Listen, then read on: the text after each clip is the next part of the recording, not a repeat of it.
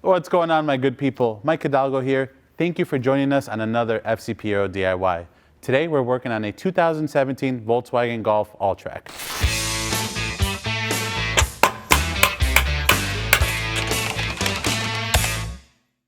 Today on the Alltrack behind me, we're going to be doing a Haldex service kit.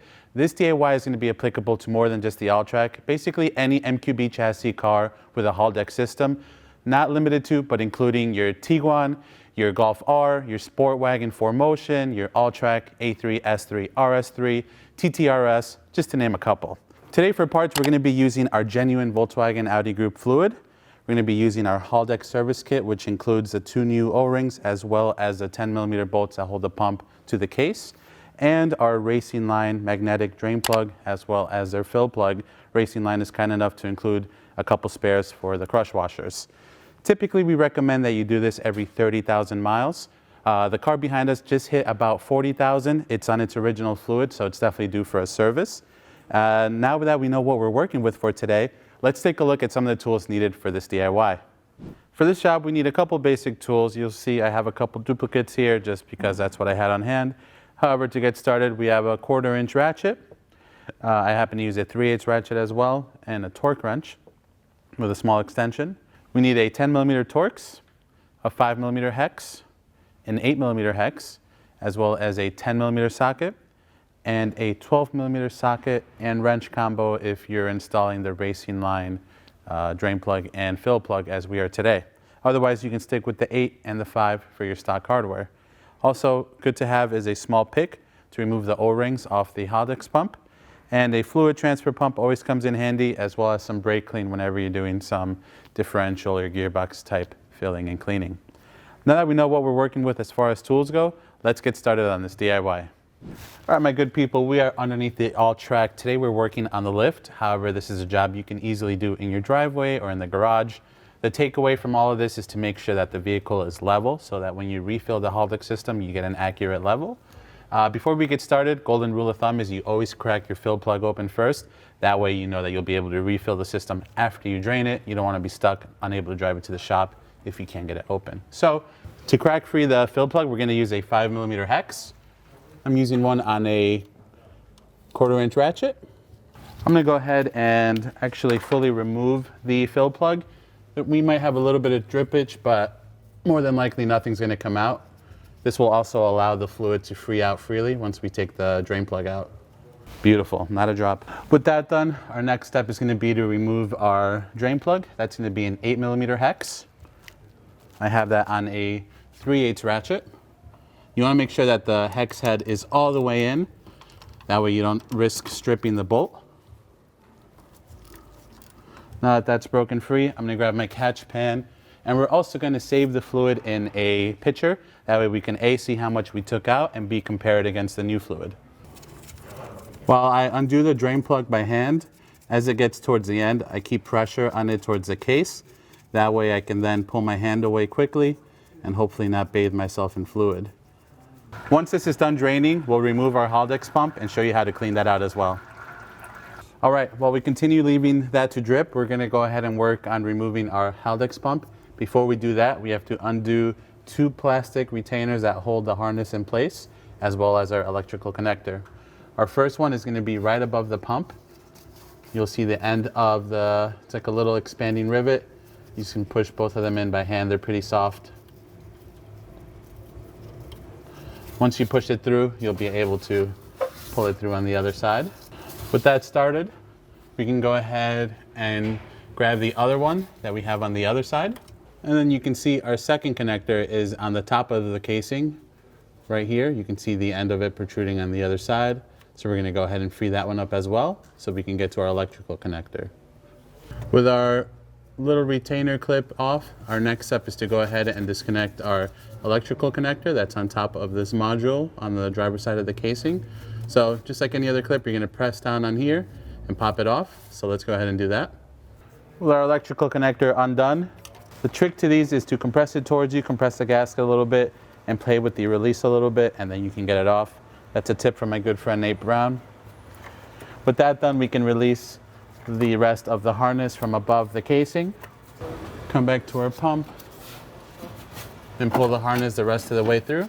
Now from there, we have two 10mm bolts to remove that hold our pump to the casing. You have one on your lower left corner and one on your upper right corner. Let's go ahead and remove those.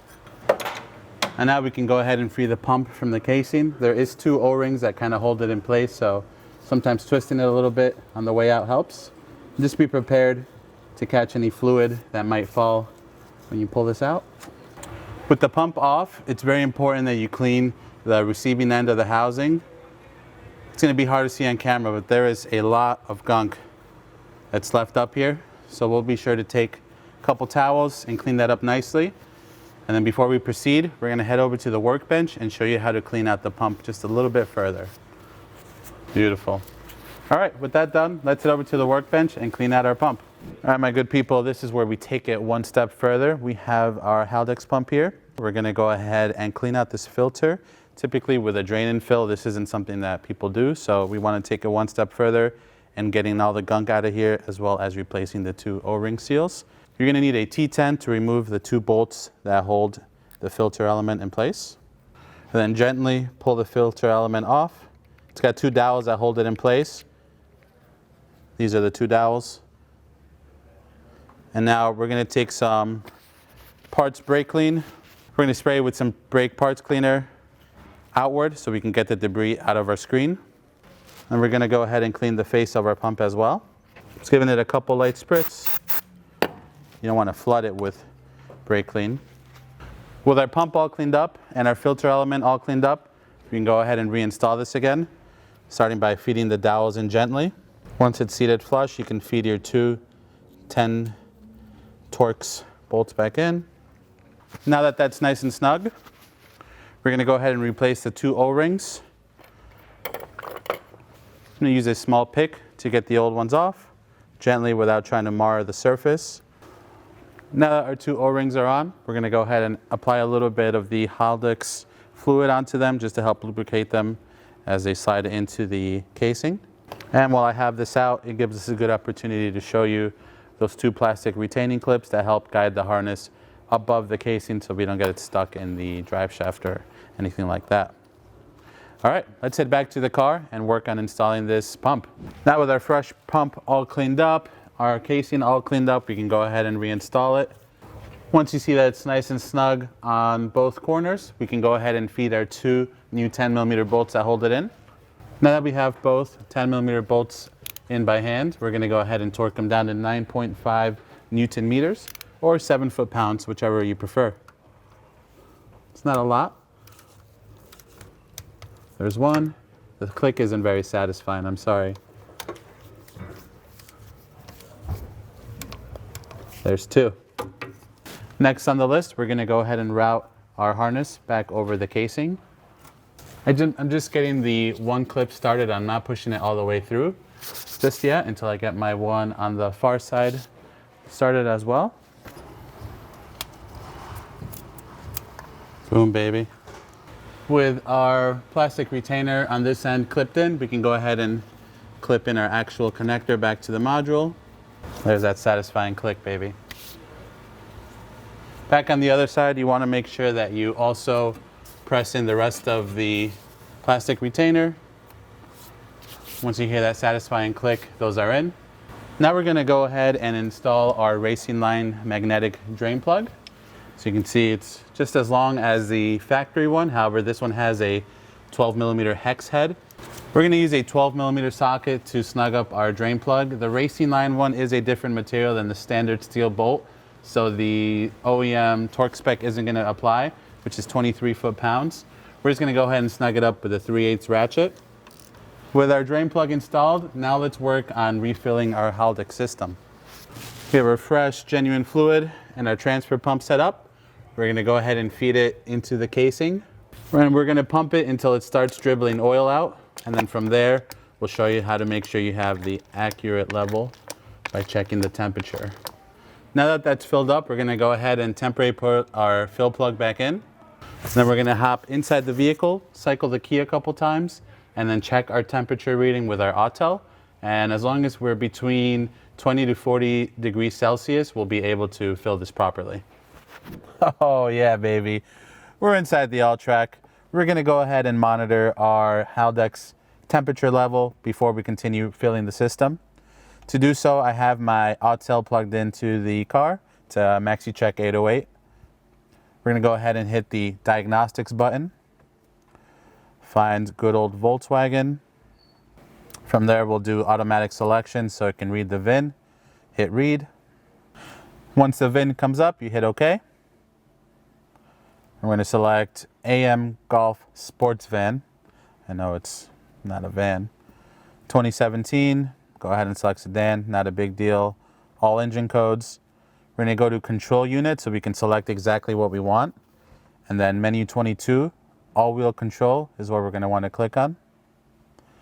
Once that loads, we're going to look for the live data that the ECU is going to feed us. And as long as we're near that 20 to 40 degrees Celsius range, we'll be okay to continue filling. So we are at 19 degrees Celsius. We are just close enough where we'll be okay.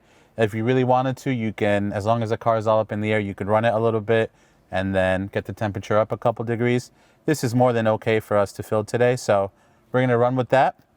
And then while we're inside the vehicle, we're going to go ahead and cycle the key a couple times just so that the pump can prime itself and suck up any fluid that it may need so we can top off accurately. Now we've checked our temperature, we can go ahead and pull the fill plug back off and then top off as needed. All right, that's almost a full liter. I should be able to pull this out, and that's exactly what we want. We're gonna let that slow down to a little bit more of a smaller stream. And then once it slows down, we'll go ahead and install our fill plug. Now, if you're using the stock hardware, the OE torque for this is 15 Newton meters or 11 foot-pounds. But again, because we're using the racing line hardware, we're just gonna go ahead and snug it down.